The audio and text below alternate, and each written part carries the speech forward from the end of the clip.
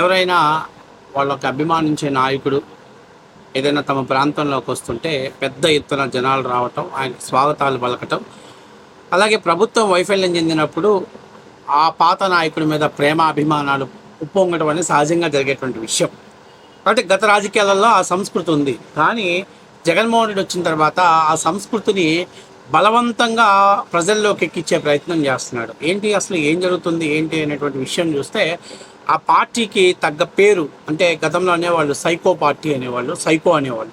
దానికి తగ్గటువంటి పేరును కూడా నామకార్థం వాళ్ళు నిజం చేసే పరిస్థితుల్లో చేస్తున్నారు. అసలు ఇప్పుడు రాష్ట్రంలో ప్రజలు ఆలోచిస్తున్నారు, పొరపాటున జగన్మోహన్ రెడ్డికి అధికారంలోకి వస్తే నెక్స్ట్ ఏమవుతుంది. ఏమని అడిగితే మేము అధికారంలోకి వస్తే ఎవరిని వదిలిపెట్టాం. ఆయనేమో ప్రెస్ మీట్లు పెట్టేసి లేకపోతే క్యాటర్ని పిలిచి ఈసారి సినిమా మామూలుగా చూపించడం ఒక రేంజ్లో ఉంటుంది. అలాగే మిమ్మల్ని ఎవరెవరో ఇబ్బంది పెడుతున్నారో వాళ్ళని బుక్కుల్లో రాసుకోండి. ఇవన్నీ ఏంటనంటే కార్యకర్తల ధైర్యం ఇస్తున్నానని ఆయన అనుకుంటున్నాడు. కానీ ప్రజల్లో జగన్మోహన్ రెడ్డి మీద ఉన్నటువంటి అభిప్రాయం ఏంటి, జగన్మోహన్ రెడ్డి మాట్లాడుతున్న మాటలతోటి ప్రజలు ఏం నిర్ణయించుకుంటున్నారు అనేటువంటిది పరిగణలోకి తీసుకోలేకపోతుంది వైసీపీ పార్టీ. మొన్న ఒక చిన్న సంఘటన జరిగింది. ఏంటయ్యా అంటే అది దానికి సంబంధించినటువంటి సంఘటన ఏంటంటే మన జోగి రమేష్ గారి కుమారుడి యొక్క నిశ్చితార్థ కార్యక్రమం, ఏదో రిసెప్షన్ వేడుకో ఏదో కానీ మొత్తం పెద్ద ఎత్తున వైసీపీ క్యాడర్ అంతా క్రౌడ్ని క్రియేట్ చేసి ర్యాలీగా, అంటే అసలు వాళ్ళు ఫంక్షన్కి వెళ్తున్నారా లేకపోతే ఒక బహిరంగ సభకి వెళ్తున్నారా లేకపోతే ఒక మీటింగ్కి వెళ్తున్నారో తెలియదు. కానీ ప్రజల్లో జగన్కి ఎంత క్రేజ్ ఉందా అని నిర్ణయించే ప్రయత్నంలో చేస్తూ వాళ్ళు వాళ్ళ పార్టీ పేరుని ఏ విధంగా సార్థకతం చేశారు ఇప్పుడు మీకు చిన్న వీడియో చూపిస్తాను. వీడియో చూసే ముందు మీరందరూ కూడా మన ఛానల్ని సబ్స్క్రైబ్ చేస్తారని మనస్ఫూర్తిగా కోరుకుంటున్నా. దాదాపుగా 25,000 మన టార్గెట్కి రీచ్ అవ్వబోతున్నాం. సో దయచేసి మీరందరూ సబ్స్క్రైబ్ చేయాలని మనస్ఫూర్తిగా కోరుకుంటూ ఒకసారి ఆ వీడియోని షురూ చేయండి.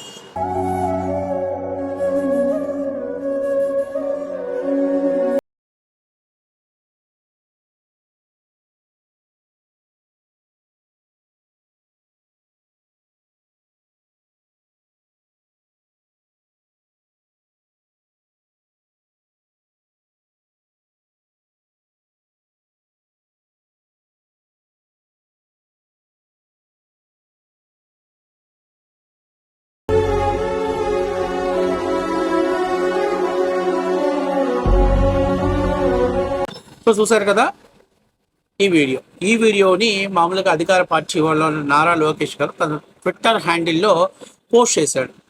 అంటే వైఎస్ఆర్సీపీ పార్టీకి ఏ ముహూర్తాన్ని మనం సైకో అన్నామో జగన్మోహన్ రెడ్డి పార్టీని సైకో పార్టీ అన్నామో ఇవాళ వాళ్ళ పేరుని సార్థకతం చేసుకుంటున్నారు అని చెప్పేసి చేస్తూ ఈ వీడియోని పోస్ట్ చేశాడు.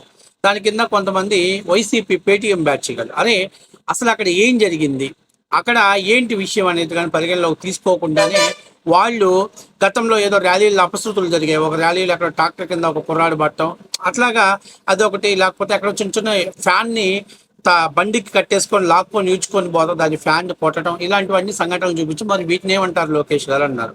ఇక్కడ ఒక చిన్న ఉదాహరణ, తెలుగుదేశం పార్టీ వాళ్ళు చేయలేదంటే చేశారు. కానీ మీరు ఇక్కడ ఏం జరిగిందో మీకు తెలియాలి కదా. ఇక్కడ యాక్చువల్గా జగన్మోహన్ రెడ్డి గారు ఆ లైన్లో వస్తున్నప్పుడు ఎవరో చిన్న పిల్లాడు ఆడుకుంటున్నప్పుడు సైకిల్ వస్తే ఆ సైకిల్ని ఆ పిల్లాడి చేతిలో నుంచి సైకిల్ లాక్కొని దాన్ని విధ్వంసం చేసి పడేశారు, నాశనం చేసి పడేశారు. నేను అడిగేది ఏంటంటే ఓకే మీకు సైకిల్ మీద కసి ఉంది, అలాంటప్పుడు మీరు ఏదో పాడుబడిన ఒక సైకిల్ తీసుకొచ్చుకొని దాన్ని తీసుకొచ్చి అక్కడ నడి రోడ్డు మీద విధ్వంసం చేయడం తప్పు పట్టట్లా. ఎవడో పిల్లాడు రోడ్డు మీద దొక్కుంటే పిల్లాడు సైకిల్ రోడ్డు ఎక్కడ వింటారు చండాలంగా. అరే మీరు అసలు మనుషులా దున్నపోతులా లేకపోతే రాక్షస జాతికి పుట్టిన వాళ్ళ మీరు? నేనంటున్నా గతంలో తెలుగుదేశం పార్టీ ఓడిపోయినప్పుడు మీరు సైకిల్ని కాలుతో ట్రాక్టర్ గట్టి ఈడ్చుకెళ్ళారు, తొక్కారు, పగలగొట్టారు. అది ఆ రోజు ఎలక్షన్స్లో ఉన్నటువంటి ఆ రోజు కార్యకర్తల ఉత్సాహం మూమెంట్తో చేశారు, తప్పులేదు. అట్లాగే వైసీపీ ఓడిపోయినప్పుడు మొన్న 2024లో చేయబోతే చాలా చోట్ల అడ్డుకున్నారు. అరే ఇది పద్ధతి కాదురా బాబు, వాళ్ళు చేస్తే వాళ్ళకి మనకి తేడా ఉందన్నప్పటికీ కార్యకర్తలు కంట్రోల్ అవ్వాలి. ఎందుకంటే గత 5 ఏళ్లలో వాళ్ళు పడ్డటువంటి ఇబ్బందులు కావచ్చు, మరే కారణాల వాళ్ళు చేశారు, వీళ్ళు కూడా చేశారు, చేయలేదని అనట్లా. కొంతమంది నాయకులు సర్ది చెప్పినప్పుడు కూడా వినకుండా కార్యకర్తలు ఫ్యాన్ని సైకిల్ కట్టుకొని లాక్కొని పోయి తాడుతో కొడుతూ ఎరగొట్టి చేశారు. కానీ వాళ్ళ సొంత వస్తువులు తెచ్చుకొని వాళ్ళు ఆ పని చేశారు. అంతేగాని ఎవడిళ్ళల్లో పోయి ఫ్యాన్ లోడబిక్కోనో లేదా ఎవడు చిన్నపిల్లడు కొనుక్కొస్తున్న కొత్త ఫ్యాన్ తీసుకొచ్చు రోడ్డు మీద పగల కొడితే దాన్ని సైకోతనం అంటారు. ఇవాళ చిన్న పిల్లాడు ఆడతా పాడుతుంటే ఆడి సైకిల్ తీసుకొని వచ్చి అన్న ఇంట్లో మా అమ్మోడు కొడతారు అన్న కూడా వినకుండా సైకిల్ తెచ్చి రోడ్డు మీద పడేసి దాన్ని నాశనం చేసి ఆ పిల్లాడు ఆడెంత పిల్లాడు ఆడ తల్లిదండ్రులు రేపు అన్ని కొట్టరా, ఆడెంత బాధపడతాడు. అంటే మీలో సైకోతత్వం, రాక్షసతత్వం పతాక స్థాయికి వెళ్ళిపోయింది. అట్లాగే ఇంకాక ఎవడో ఒకడు ఇంకొకడు ఉన్నాడు. నిన్న ఎక్కడో పెళ్ళో ఏదో జరుగుతుంటే అందులో ఒకడు గొడ్డలు పట్టుకొని పైకి లేపి చూపిస్తున్నాడు. అరే నువ్వు వెళ్ళిన కార్యక్రమం ఏంది, నువ్వు చూపించే ఐటమ్ ఏంది, అరే కొంచెమైనా సిగ్గు ఉండొద్దంటారు. జనాలు ఏమనుకుంటారు, జనాలు ఏం ఎక్స్పెక్ట్ చేస్తున్నారు. అంటే రానున్న రోజుల్లో జగన్మోహన్ రెడ్డి అధికారంలోకి వస్తే ప్రతి రౌడీకి లైసెన్స్ ఇవ్వాలి అనేటువంటిది సింబాలిక్ వాళ్ళు చూపిస్తున్నారా? అంత పెద్ద పెళ్లి ఫంక్షన్లో ఒక గొడ్డేలు పట్టుకొని పైకెత్తి గొడ్డేలతో చూపిస్తున్నాడు. దాన్ని వైఎస్ఆర్సీపీ సోషల్ మీడియా రాష్ట్ర వ్యాప్తంగా తమకున్నటువంటి సోషల్ మీడియా పేజీలో హల్చల్ చేసుకుంటున్నాయి. మరి వాళ్ళని సైకోలనికి ఏమంటారు? ఎక్కడో ఒక చోట జాతర జరిగేటప్పుడు వాళ్ళ చేతుల్లో కత్తులు ఉంటే ఆ కత్తుల్ని వాళ్ళు వేస్తున్నటువంటి దాన్ని కూడా మా వైసీపీ పార్టీ కార్యకర్తలు ఇప్పుడే ఇలా ఉన్నారంటే రేపు అధికారం వస్తే ఒక్కొక్కడికి మామూలుగా ఉండదు అని చెప్తున్నారు.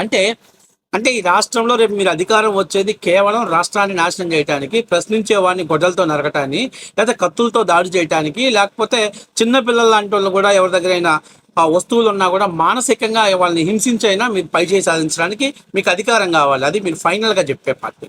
అంటే దీన్ని మనకి ఏమంటారు? సైకో పార్టీ అనకి ఏమంటారు? ఏదో ఎలక్షన్స్ రోజు, రిజల్ట్స్ రోజు సరదాగా ఫ్యాన్ వాళ్ళు పట్టి లాక్కే, నువ్వు సైకిల్ లాక్కెళ్ళా వాళ్ళు ఫ్యాన్ లాక్క, అది ఎలక్షన్స్ రోజు ఉన్న పరిస్థితి. కానీ ఇంత దారుణమైన పరిస్థితి ఏంటి, ఇంత అన్యాయమైనటువంటి పరిస్థితి ఏంటి?